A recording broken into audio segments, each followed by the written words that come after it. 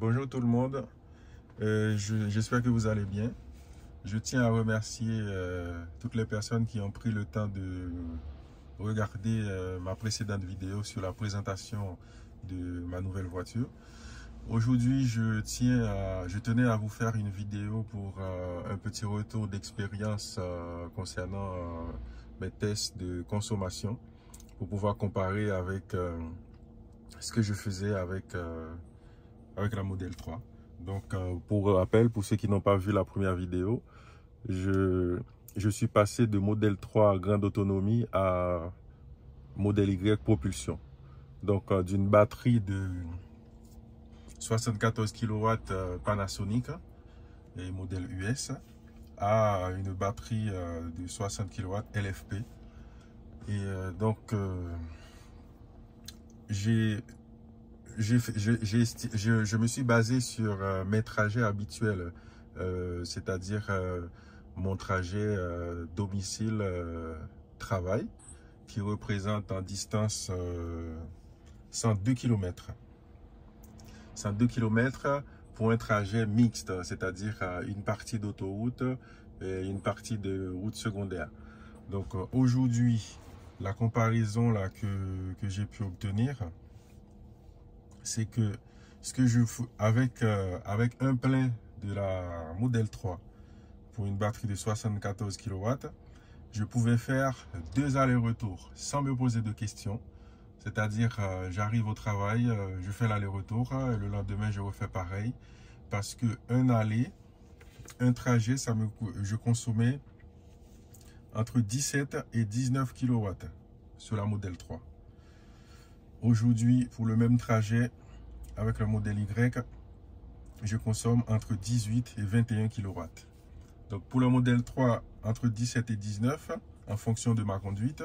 Et là, aujourd'hui, la même chose avec le modèle Y, propulsion, c'est entre 18 et 21 kW.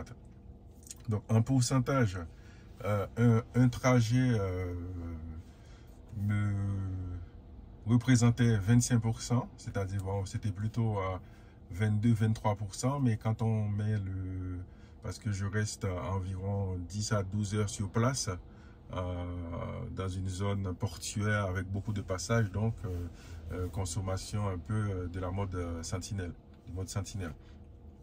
Donc c'est la raison pour laquelle avec 100% de batterie, je pouvais faire 2 allers-retours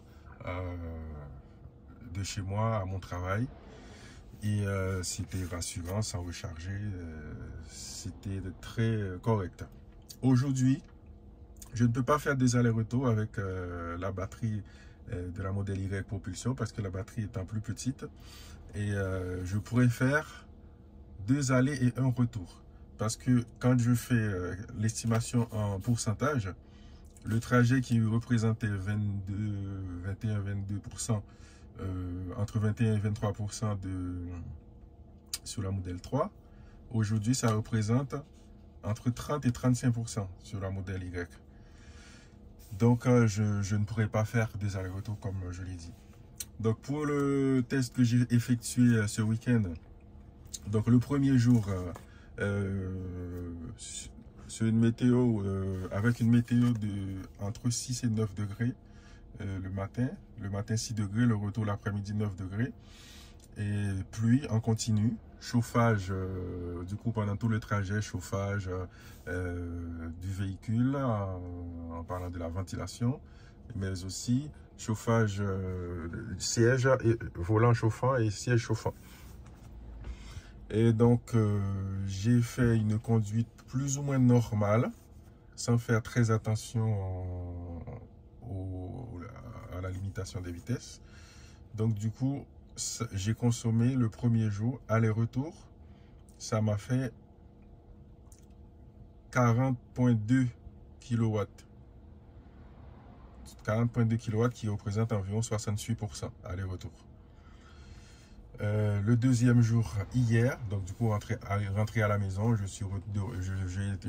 suis rentré à la maison avec 29% parce qu'il faut compter aussi la partie de la mode Sentinelle qui a consommé un peu de batterie. je partage un peu la vue d'ici parce que depuis que j'ai acheté la voiture, depuis que la voiture est arrivée à la maison, il pleut tous les jours. Donc bref, petite parenthèse. Et pour revenir sur le deuxième jour que j'ai effectué hier, donc pour le même trajet, 100 km, j'ai fait 2 trajets différents hier. Donc j'ai fait avec 2 modes de conduite différentes. À l'aller le matin, pluie en continu, 6 degrés. Donc du coup, j'ai respecté toutes les limitations de vitesse. C'est-à-dire 50, 80, par moment 70. Là où il y avait des portions à 90, je ne suis même pas monté à 90, je suis resté à 80. Et puis sur autoroute, j'ai respecté les portions 110 et les portions 130. Du coup, j'ai consommé 18 kW, ce qui représente environ 30% de la batterie. Pour le retour dans l'après-midi, il faisait 13 degrés. Il a plu sur une partie du trajet. Le chauffage, je l'ai géré de façon alternée, donc du coup siège et volant chauffant en continu, mais la ventilation par moment je l'ai arrêté. Bon, je peux dire à 60, je l'ai activé sur environ 60% du trajet.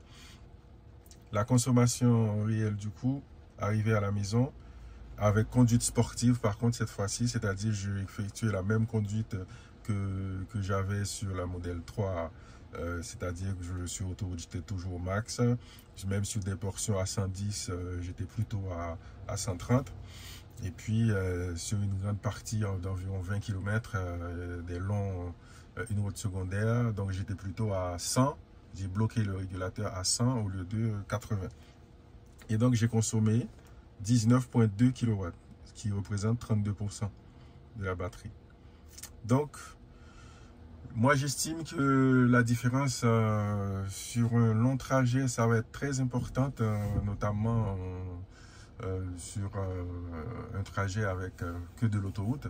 Parce qu'avec la modèle 3, que de l'autoroute, je pouvais faire 380 km sans me poser de questions. Et là maintenant, je me demande est-ce que ça va pas être que 200 km ou 200 à peine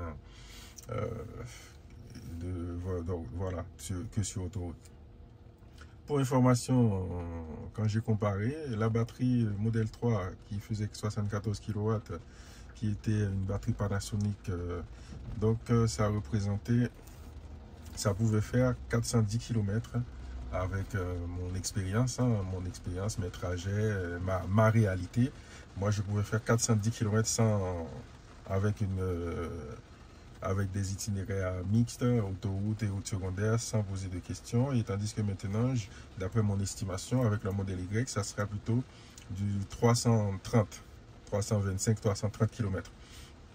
Donc je pense que c'est vu la gabarit des deux véhicules, étant donné que le modèle Y est beaucoup plus lourd que la modèle modèle 3. Et puis il y a aussi, il y a plusieurs facteurs à prendre en compte. Le véhicule est plus gros. Et puis, en termes de masse, pour l'aérodynamisme, pour le freinage par rapport au vent. Et donc, du coup, le modèle Y est désavantagé par rapport à la modèle 3. Donc, moi, je trouve que c'est quand même correct que l'on puisse réaliser cette autonomie avec la batterie, avec cette batterie de 60 kW. J'ai constaté que la batterie LFP était moins résistante par temps froid. C'est-à-dire que quand je gare la voiture après un trajet, donc du coup ça consomme beaucoup plus. Je peux perdre entre 1,5 et 2% juste pour le refroidissement de la batterie. Et puis après, le mode sentinelle, tout ça, puisqu'il fait froid. Et je trouve que ça consomme beaucoup plus que par rapport à ce que le modèle 3 faisait, par rapport à ce que faisait la modèle 3. Donc voilà, donc toutes ces informations, je voulais les partager avec vous. C'est petit retour d'expérience par rapport à mes trajets habituels, par rapport à mes réalités. Donc du coup, si ça peut aider quelqu'un, je n'ai pas de fichier à vous présenter comme étant, je rappelle que je fais des petites vidéos d'amateurs. Je n'ai pas d'équipement pour faire les montages, tout ça. Je partage accru mes expériences. Donc, si ça peut aider quelqu'un, si ça peut vous donner quelques idées, n'hésitez pas à vous en servir. Et puis, c'est juste à titre d'information. Et puis, si vous avez des questions, vous pouvez me les poser. Vous pouvez me les poser par message, dans les commentaires. Et puis, je vous répondrai avec plaisir. Juste pour une dernière information que je voulais partager avec vous. J'ai trouvé que le capot du coffre avant du modèle Y est beaucoup plus costaud que sur la modèle 3. J'ai l'impression que sur le modèle 3, en tout cas sur la mienne, le capot était très fragile. Alors que là aujourd'hui, sur la modèle Y, franchement, je ressens la différence. En fait, je trouve que c'est beaucoup plus costaud. Merci d'avoir pris le temps de regarder cette vidéo. Il y en aura peut-être d'autres pour vous faire un retour d'expérience. Et puis, n'hésitez pas à poser des questions. Merci à tout le monde et merci. À bientôt. Ciao.